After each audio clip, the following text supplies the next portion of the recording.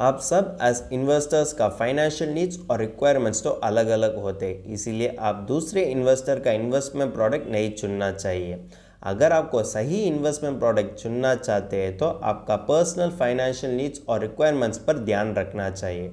आप इसी तरह इन्वेस्टमेंट व्हीकल पिक करना जिसके वजह से लॉन्ग रन में आपका फाइनेंशियल गोल्स अचीव करने में ज़्यादा मदद कर सकेंगे। एसबीआई तो एक न्यू पॉलिसी लॉन्च कर दिया जाता है और उसका नाम होता है कि SBI life smart budget plan. यह प्लान तो आपका इन्वेस्टमेंट पोर्टफोलियो में होना चाहिए। यह प्लान तो इतना कॉर्पस जनरेट कर सकेंगे। यह प्लान तो आपका फाइनेंशियल नीड्स और रिक्वायरमेंट्स के लिए मदद कर सकेंगे। इसके बारे में हम डिटेल एनालिसिस करते हैं। चलो वीडियो शुरू करते हैं। हेलो दोस्तों, welcome to holistic investment dot in YouTube channel. यह SBI life smart budget plan तो एक individual non link participating life insurance saving product होते हैं। आज हम यह वीडियो में देखने वाले चीज़ होता है कि फीचर्स, बेनिफिट्स, फिर आईआरआर एनालिसिस देखेंगे जिसके वजह से आपको पोटेंशियल रिटर्न मिलते हैं और ऑल्टरनेटिव इन्वेस्टमेंट का आईआरआर एनालिसिस देखने से आपको अच्छा इन्वेस्टमेंट व्हीकल और अच्छा इन्वेस्टमेंट डिसीजन लेने के लिए ज़्यादा यूज़फुल होते हैं।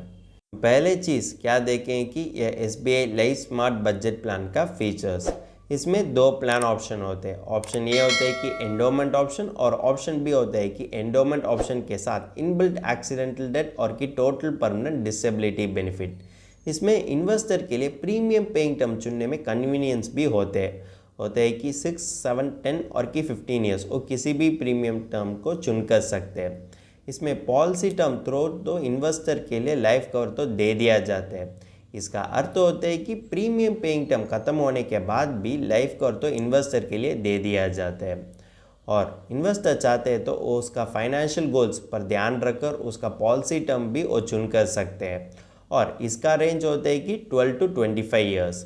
अगर इन्वेस्टर ने ऑप्शन बी चुनते हैं तो उसके लिए प्रीमियम वेवर भी अवेलेबल होता है यह SBI life smart budget plan में।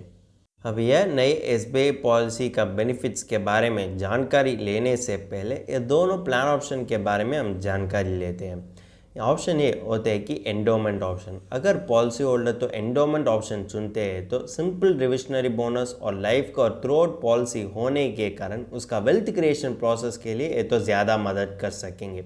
फिर बेसिक सम एश्योर्ड और उसके साथ ही वेस्टर्न सिंपल रिविशनरी बोनस और जो भी टर्मिनल बोनस होते हैं तो वो तो भी मैच्योरिटी में दे दिया जाता है पॉलिसी होल्डर के लिए। ऑप्शन बी होता है कि endowment option with inbuilt accidental death और टोटल परमानेंट डिसेबिलिटी बेनिफिट। अगर पॉलिसी होल्डर तो अचानक से एक्सीडेंटल डेथ हो गया और क्या एक्सीडेंट टोटल परमानेंट डिसेबिलिटी हो गया तो ऑप्शन ए के साथ ऑप्शन बी में इन्वेस्टर के लिए एक्सीडेंटल डेथ और की एक्सीडेंटल टोटल परमानेंट डिसेबिलिटी तो दे दिया जाते हैं। अब हम देखने वाले नेक्स्ट चीज़ होते हैं कि ये नए SBI life smart budget plan का बेनिफिट्स। इसमें दो बेनिफिट होते हैं, मैच्योरिटी बेनिफिट और की डेथ बेनिफिट। मैच्योरिटी बेनिफिट भी दोनों प्लान ऑप्शंस के लिए अवेलेबल होते हैं और इसमें देखेंगे तो दोनों प्लान ऑप्शंस के लिए मैच्योरिटी बेनिफिट तो सेम ही होते हैं। इसमें देखें तो जब पॉलिसी मैच्योर होते हैं और पॉलिसी होल्डर सर्वाइव है तो उसके लिए मिलते हैं कि बेसिक सम एश्योर्ड और उसके साथ ही वेस्टर्न रिविशनरी बोनस और उसके साथ ही जो भी टर्मिनल बोनस होते हैं वो सब तो पॉलिसी होल्डर के लिए पेड कर दिया जाता है एज मैच्योरिटी बेनिफिट। अब दूसरे बेनिफिट होते हैं कि डेथ बेनिफिट। डेथ बेनिफिट भी इन्वेस्टर और पॉलिसी होल्डर के लिए दोनों प्लान ऑप्शंस में अवेलेबल होते हैं, लेकिन हर प्लान ऑप्शन में डेथ बेनिफिट तो अलग पड़ती है। ऑप्शन ए चुनने वाले इन्वेस्टर के लिए हायर ऑफ चॉइस है और चॉइस बी तो डेथ बेनिफिट की तरह दे दिया जाता है। चॉइस ये होता है कि सम एश्योर्ड ऑन डेथ और उसके साथ ही वेस्टर्न सिंपल रिविशनरी बोनस और जो भी टर्मिनल बोनस होते हैं वो भी दे दिया जाता है। इसमें सम एश्योर्ड ऑन डेथ होते हैं कि हायर ऑफ द फॉलोइंग हो सकते हैं कि बेसिक सम एश्योर्ड और कि 10 times of the analyse premium. Choice B में देखें तो 105% of the total premium received up to the date of death. किसमें ज़्यादा प्रीमियम होते हैं तो डेथ बेनिफिट की तरफ ऑप्शन ए चुनने वाले पॉलिसी होल्डर के लिए दे दिया जाता है। ये नोट तो यही है, एक्सीडेंटल डेथ और की टोटल परमानेंट डिसेबिलिटी ये सब तो ऑप्शन ए में अप्लीकेबल नहीं होते, ये सब तो ऑप्शन बी में ही अप्लीकेबल होते हैं। अगर इन्वेस्टर तो ऑप्शन बी चुनते हैं तो जो भी बेनिफिट्स ऑप्शन ए में होते हैं डेथ बेनिफिट वो सब तो इन्वेस्टर के लिए मिलते हैं। फिर उसके साथ ही अगर इन्वेस्टर और पॉलिसी होल्डर अचानक से एक्सीडेंटल डेथ हो गया और की परमानेंट डिसेबिलिटी हो गया तो यह बेनिफिट भी ऐड ऑन कर दिया जाता है। और भविष्य काल में जो भी प्रीमियम होते हैं वो सबको वेवर कर दिया जाता है। इसमें देखें तो एक्सीडेंटल डेथ और टोटल परमानेंट डिसेबिलिटी बेनिफिट हो सकते हैं कि किसमें कम प्रीमियम होते हैं वो बेनिफिट के साथ ऐड ऑन कर दिया जाते हैं। कम प्रीमियम हो सकेंगे चॉइस ए और की चॉइस बी। चॉइस ए में देखें तो basic sum assured, choice B में देखें तो 50 लाख, लेकिन एक कंडीशन पड़ती है। अगर पॉलिसी होल्डर का सभी पॉलिसी एसबीआई जो भी लेते वो तो 50 लाख से ज़्यादा नहीं होना चाहिए। यह कंडीशन तो अप्लाइड होते हैं ये नए एसबीआई पॉलिसी में।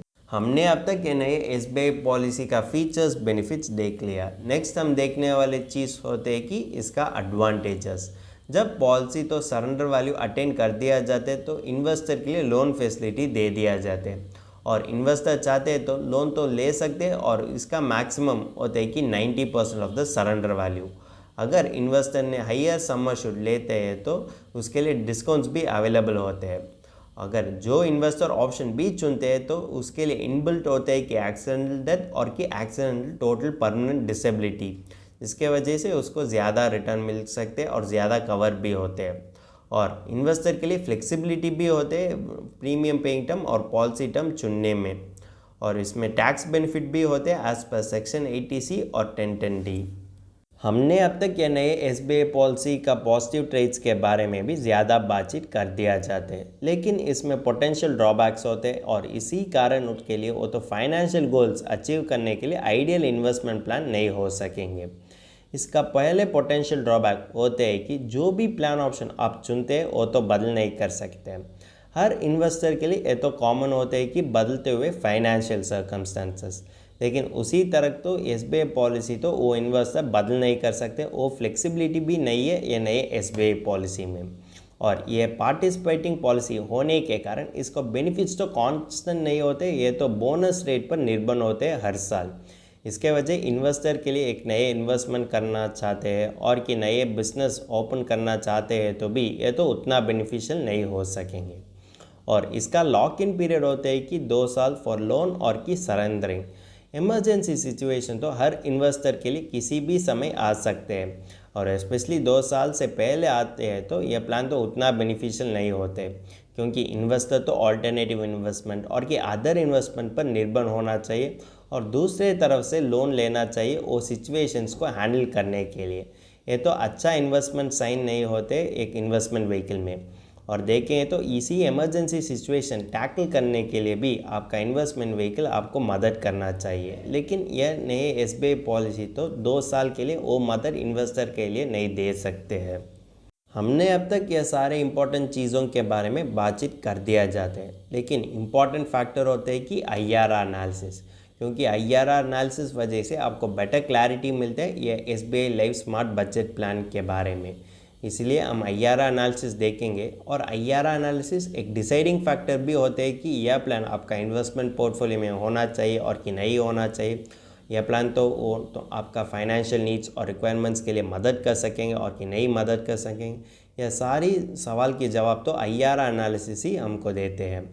आईआरआर एनालिसिस करने के लिए हम सर्टेन अजम्पशंस करेंगे, जिसके वजह से हमको आईआरआर एनालिसिस करने के लिए आसानी लगती है। इसमें एक आदमी होते हैं कि 35 ईयर्स और इसका बेसिक सम एश्योर्ड होते हैं कि 15 लाख, और वो लेते हुए पॉलिसी टर्म होते हैं कि 20 ईयर्स और इसका प्रीमियम पेइंग टर्म होते हैं कि 15 ईयर्स। एनालाइज प्रीमियम देखेंगे तो 86,190। इसमें इन्वेस्टर ने ऑप्शन ए चुनते हैं और वो होते हैं कि एंडोमेंट। हम देखने वाले यह बेनिफिट इलस्ट्रेशन तो एसबीआई वेबसाइट से ले चुका है।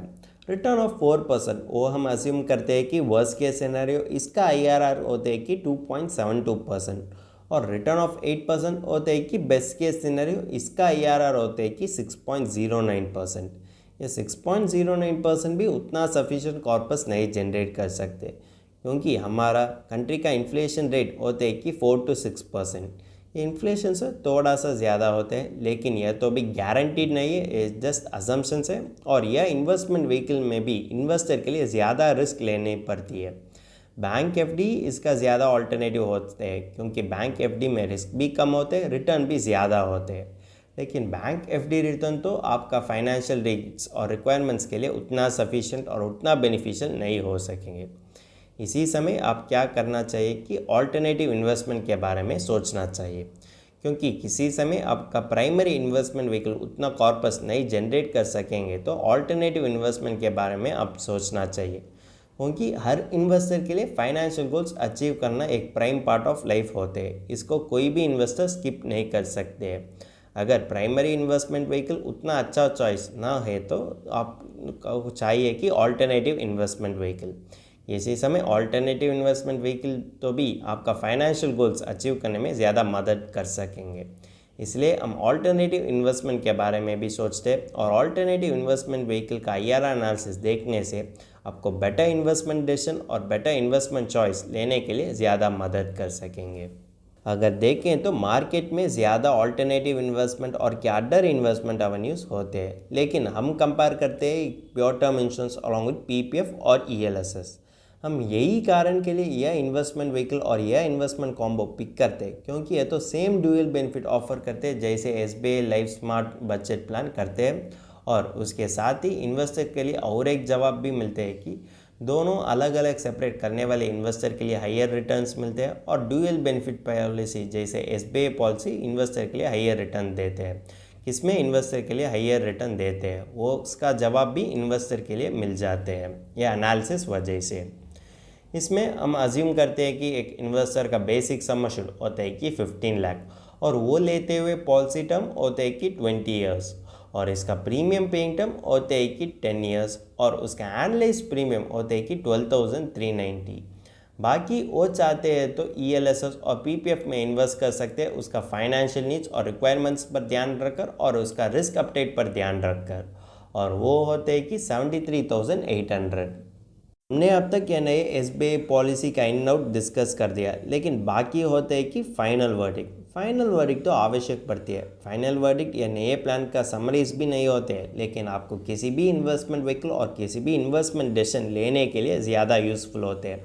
आपको इनसाइट्स भी देते हैं कि एक नए इन्वेस्टमेंट प्लान और व्हीकल पिक करने में आप किस पर ज़्यादा ध्यान देना चाहिए और किस फीचर्स तो आपको आइडियल होते हैं आपका फाइनेंशियल गोल्स अचीव करने के लिए। यह SBI life smart budget plan होते हैं कि traditional participating life insurance plan. ये देखें तो इसका कंबाइंड फीचर होते हैं कि इन्वेस्टर के लिए सेविंग्स और इन्वेस्टमेंट अपॉर्चुनिटीज़ भी दे दिया जाते हैं, और जो भी इन्वेस्टर ऑप्शन बी चुनते हैं तो उसके लिए मिलते हैं कि वेवर प्रीमियम बेनिफिट। और ऑप्शन बी में देखें तो जब इन्वेस्टर के लिए परमानेंट डिसेबिलिटी होते हैं और कि एक्सीडेंट डेथ होते हैं तो सभी भविष्यकाल प्रीमियम तो वेवर कर दिया जाता है और पॉलिसी भी कंटिन्यू करते हैं। लेकिन इन्वेस्टमेंट पर्सपेक्टिव से देखेंगे तो आपको रिटर्न चाहिए ना फाइनेंशियल गोल्स अचीव करने के लिए। ये नए SBI life smart budget plan तो उतना रिटर्न नहीं दे सकेंगे इन्वेस्टर के लिए, और इसलिए इन्वेस्टर तो यह प्लान वजह से कॉर्पस अटेन करने में ज़्यादा मुश्किल पड़ती है, क्योंकि उस कॉर्पस वजह से वो तो फाइनेंशियल नीड्स और रिक्वायरमेंट्स को फुलफिल नहीं कर सकते हैं। वो तो ऑल्टरनेटिव इन्वेस्टमेंट पर निर्भर होने की ज़रूरी पड़ती है और कि लोन लेने की भी ज़रूरी पड़ती है। इसीलिए हम यह कह सकते हैं कि यह तो अच्छा इन्वेस्टमेंट प्लान नहीं हो सकेंगे इन्वेस्टर का फाइनेंशियल नीड्स अटेन करने के लिए। अब देखें तो ऑल्टरनेटिव इन्वेस्टमेंट ही यह SBI life smart budget plan से ज़्यादा रिटर्न दे सकेंगे इन्वेस्टर के लिए, और वो तो भी ज़्यादा फ़ायदा दे सकेंगे इन्वेस्टर के लिए जैसे लिक्विडिटी पर्सपेक्टिव से देखेंगे तो भी। इसलिए आप ध्यान रखना चाहिए आप किसी भी इन्वेस्टमेंट प्लान और इन्वेस्टमेंट व्हीकल पिक करने में आपको in and out of the investment vehicle पर ध्यान रखना चाहिए। हम यह कहते हैं कि पॉलिसी होल्डर और कि इन्वेस्टर जो भी फाइनेंशियल गोल्स अचीव करने के बारे में सोचते हैं तो इसका सीक्रेट होता है कि डाइवर्सिफाइड पोर्टफोलियो। डाइवर्सिफाइड पोर्टफोलियो तो कॉर्पस जनरेट करने की मदद कर सकते हैं, और सस्टेनेबल रिटर्न्स के बारे में सोचते हैं तो भी डाइवर्सिफाइड पोर्टफोलियो एक अच्छा तरीका हो सकेंगे। अगर आपको किसी तरीके से डाइवर्सिफाइड पोर्टफोलियो रखना और यह SBI पॉलिसी आपका इन्वेस्टमेंट पोर्टफोलियो में होना चाहिए और कि नहीं होना चाहिए, यह सब तो फाइनेंशियल एडवाइज़र के साथ आप बातचीत कर सकते हैं। वो तो बताते हैं कि आपका इन्वेस्टमेंट प्लान क्या होना चाहिए, आपका इन्वेस्टमेंट पोर्टफोलियो में किसी प्लान होना चाहिए, वो सब तो यह फाइनेंशियल एडवाइज़र तो बताते हैं। उसके वजह से आपको फाइनेंशियल गोल्स और कि फ्यूचर माइलस्टोन्स अचीव करने में ज़्यादा आसानी लगती है। अगर आप एज ए इन्वेस्टर ये नए SBI life smart budget plan का फर्दर इन्फॉर्मेशन पढ़ना चाहते हैं तो हमारा आर्टिकल पढ़ सकते हैं, और इस आर्टिकल का लिंक तो डिस्क्रिप्शन में दिया गया है। अगर तुमको इस टॉपिक में और कोई अदर फाइनेंस और इन्वेस्टमेंट रिलेटेड टॉपिक में संदेह है तो हमारा फाइनेंशियल एक्सपर्ट के साथ अपॉइंटमेंट बुक कर सकता है। अपॉइंटमेंट का लिंक डिस्क्रिप्शन में दिया गया है। और फिर इन्वेस्टमेंट के बारे में और फाइनेंस के बारे में तुमको ज़्यादा बताना चाहिए तो हमारा लाइव वेबिनार अटेंड कर दीजिए। वेबिनार का लिंक भी डिस्क्रिप्शन में दिया गया है। वेबिनार एब्सोल्युटली फ्री है। इस वीडियो तुमको पसंद है तो लाइक कर दीजिए, फ्रेंड्स के साथ शेयर कर दीजिए और ज़रूर सब्सक्राइब कर दीजिए। धन्यवाद।